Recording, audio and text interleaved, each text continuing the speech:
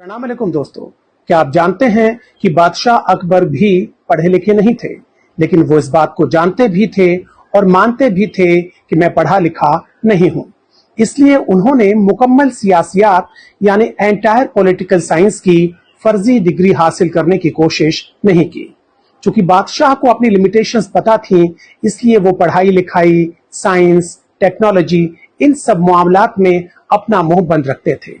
चूंकि बादशाह ने खुद कभी परीक्षा नहीं दी, इसलिए उन्होंने बच्चों को कभी ये नसीहत भी नहीं दी कि गणित के इम्तिहान में कठिन सवाल पहले सॉल्व करने चाहिए, या नाले की गैस से चाय बन सकती है, या बादलों का फायदा उठाकर मुगलिया जहाज रेडार से बच सकते हैं।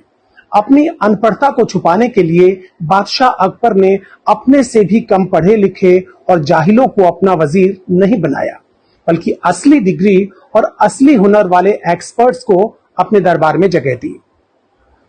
इनमें से 9 सुपर एक्सपर्ट्स को नवरत्न कहा जाता था। ये नवरत्न चूंकि एक्सपर्ट्स थे, इसलिए बादशाह इनसे सलाह लेते थे, सलाह देते नहीं थे, और देते भी तो नवरत्न फालतू की सलाह को एक्स्ट्रा टू ए बी मानकर इग्नोर कर देते थे। दूसरी बात अकबर बादशाह में यह खास थी कि वो सही आदमी से सही काम लेते थे। मसलन राजा टोडरमल एडमिनिस्ट्रेशन और रेवेन्यू के एक्सपर्ट थे और तानसेन संगीत के। तो अकबर बादशाह ने कभी तानसेन से यह नहीं कहा कि आप रेवेन्यू संभालिए, राजा टोडरमल गीत गाएंगे। कहने का मतलब ये कि बादशाह अकबर ने हिस्ट्री में एमए करने वाले को रिजर्व बैंक का गवर्नर नहीं बनाया। दूसरी बात, बादशाह अकबर की कैबिनेट में सभी की जिम्मेदारियां तय थीं और जवाबदेही भी। ये नहीं कि रेल का मामला हो तो खेल मंत्री जवाब दें, खेल के मामले में तेल मंत्री बोलें, तेल के मामले में जेल मंत्री बयान दें। बादशाह अकबर के मंत्री अपना अपना काम किया करते थे, खो खो का खेल नहीं खेलते थे।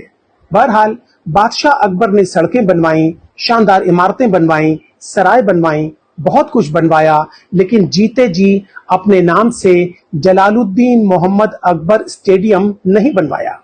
उन्होंने कभी अपनी नाकामी का ठीकरा अपने बाप हुमायूं के सर पे नहीं फोड़ा।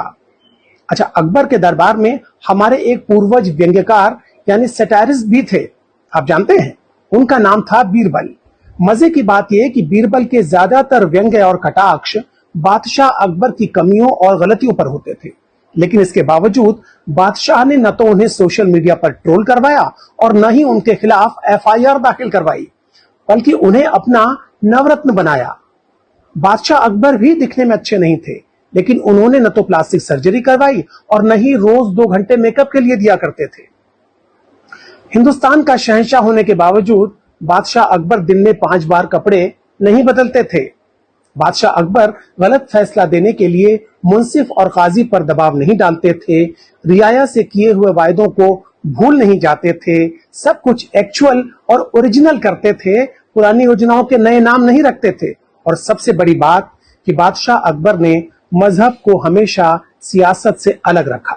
अपनी प्रजा में उन्होंने कभी धर्म के आधार पर भेदभाव नहीं किया।